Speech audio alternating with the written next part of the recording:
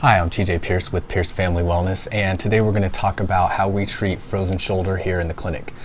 So the very first thing I always look at when I'm treating someone with frozen shoulder is I want to look at their respiratory mechanics. I want to do that because there's some key muscles affecting the shoulder that are heavily involved with breathing.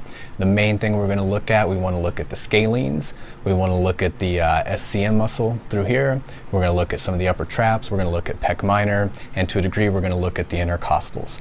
We do this because the average person breathes 20 to 40,000 times per day.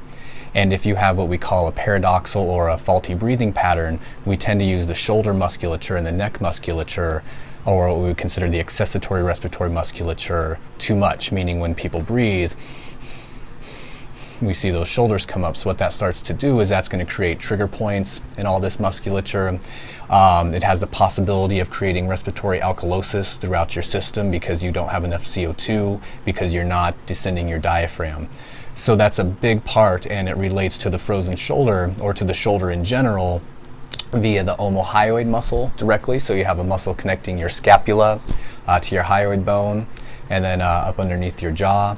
And then you have your scalenes connecting the upper part of your neck down into your first and second rib.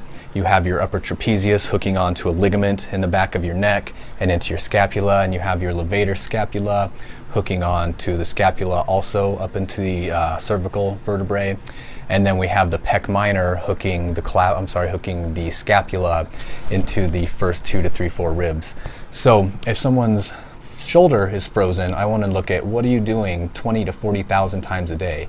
You're breathing, and if you're not breathing correctly, all the Eldoa that we're going to do, all the stretching that we're going to do, all the integrative exercises that we're going to do probably aren't going to be as effective, and definitely aren't going to work as quickly if 20 to 40,000 times per day you're hyperactivating those muscles. So one of the exercises I really like to use for this is the prone Tva awareness exercise.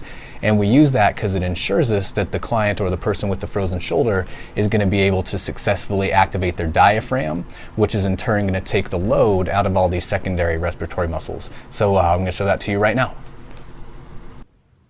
All right, we're back, and we're going to go over the prone TVA drawing, or the TVA awareness exercise. So what we're going to try to do with this exercise is we want to try to get full excursion or downward descension of the diaphragm. So when I inhale, I want my belly to get big. When I exhale, I want my belly to get small. And I'm going to try to do all that with little to no movement out of my spine. All right, so it's going to look like this.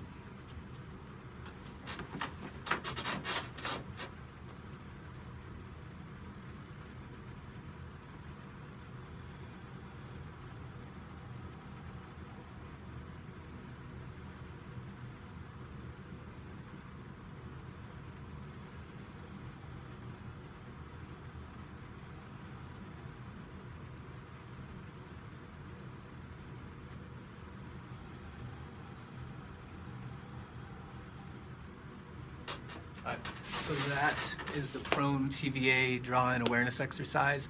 I give that to most everyone that has frozen shoulder that I work with. It's one small piece of a very big puzzle. It's not all that we do, but it's at least a place for you to start.